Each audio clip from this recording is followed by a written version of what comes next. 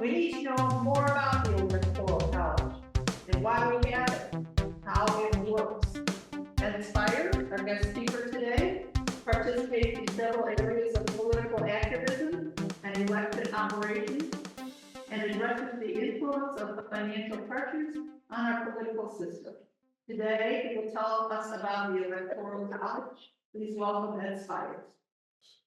So when the founders were putting together the Constitution to create this country, they had some difficult choices to make. And in fact, how to elect the president was the last thing they decided. They put it off to the very end. It was a long, hot summer. They wanted to go home, and they had to figure something out. They didn't really want Congress to do it. A lot of the parliamentary countries in Europe, the parliament chooses the head of state. They didn't want that. They wanted the head of state and the Congress to be separate power. But on the other hand, they didn't really trust the voters either. I mean, you can think about why. 250 years ago, the voters were members of a colony. There were 13 British colonies, and these people were spread out throughout the colony, engaged in farming. They might have known what was going on in their colony, but did they know what was going on nationally or internationally? They didn't think that the people could make an informed decision about the president. The other problem that I mentioned has to do with slavery. Now, the northern and southern states had similar levels of population overall. But the southern states, about a third of the residents in the southern states were slaves, and the southern states were voting. So if you're going to have political power based on a popular vote, the North would have more political power than the South, because the North would let everybody vote, the South would. And the Southern states knew darn well that the Northern states wanted to get rid of slavery. So they weren't going to join the Union when they knew people who wanted to get rid of slavery would have more political power than they. So the Southern states basically said, you got to find a way to give us more political power than we would have just had based on our population, or we're not going to join the Union. And they needed to join the Union because they were agriculturally very important. The point is they had to find a way to give them political power that was commensurate with their importance as an agricultural source. So what they did is they agreed to count each slave as 3/5 of the voter. That doesn't mean they're going to vote, but it does mean that when you figure out how many house people they have, or how many electoral college votes they get, that they would get more than they would have otherwise just based on it. So that gave the South sufficient political power to agree to join the Union. Those are the two reasons. Those are the only two reasons that the founders documented. The founders wrote down why they did what they did. And the reason they wrote it down is that they had to convince the states, the colonies, to ratify.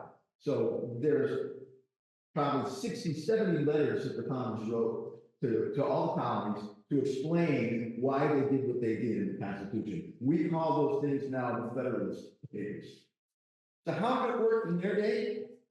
What they wanted is they wanted each state legislature to choose a small number of well-informed people, well-informed white men, of course, to make the choice for the nation as to who the president is going to be.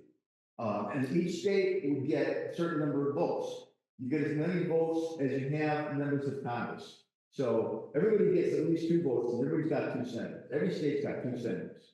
So that's the basis. And after that, you see how many House members they got. So if you're like, Nebraska's got 2 senators and 3 House representatives, that means they get 5 votes. We get 21 there.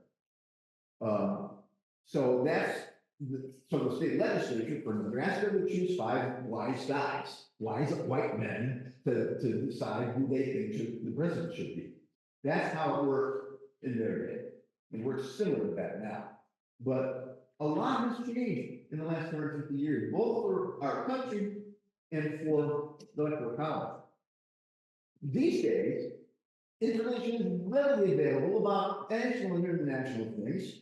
And our families are spread across the country. Travel is easy. Next week, I'm going to visit my kids in San Francisco. You know, people 250 years ago never moved 50 miles away from their home. Now, we're not 13 colonies. We're not even 50 states. We're one nation. Now, we have national media. We have international media. We have social media. We have all kinds of ways we can be informed. anybody who wants to be informed can be informed. And slavery's gone. All the reasons the founders had for the electoral college are obsolete, every one of them. So there's no reason to keep this thing. And the electoral college, the way it works, has changed from what they were doing. What they were doing was asking the state legislature to choose a few white men. Now, voters get to choose the elected. And we choose our electeds by the candidate we vote for. And the way that works is, if you're gonna run for president, let's start now, we got Paris, we got Trump. So Paris, in each state, finds her wise men, 21 wise people, they can be men or women, they can be any race now. So Paris has 21 that would vote for her in Illinois. Trump has 21 that would vote for her in Illinois. And after the election, you see who wins. And when Harris wins in Illinois, as she will, her 21 become the official electors for the state of Illinois. Now, the other thing that's really important is that in just about every state, it's a winner-take-all thing. So, here, we'll have 3.5 million votes for Harris and 2.5 million votes for Trump. Well, Trump doesn't get any of the power votes. Harris gets them all. And that is the source of the biggest problem that will be explained. So how to come up with the wrong answer? It's because of the winner-take-all system. And there's no way we can have a democracy that really works, where all votes are counted equally, when we're throwing away 40% of our votes. It just can't be done. And there's nothing you can fix in the electoral college to make this work. If we change something here, we break something there. I've tried all the different combinations. We can't fix this without getting rid of the electoral college. If we got rid of the stuff that makes it possible for you to win without getting the votes, the Republicans would change. They would start competing for all the votes. They would actually try and win the popular vote. And they do it by bringing forward policies which aren't so radical that some people could accept. The two parties would come closer together. Bipartisan government would be easier. But we can't, we have to get rid of these unfairness issues. We got to get rid of the electoral college, got to get rid of gerrymandering before the two parties will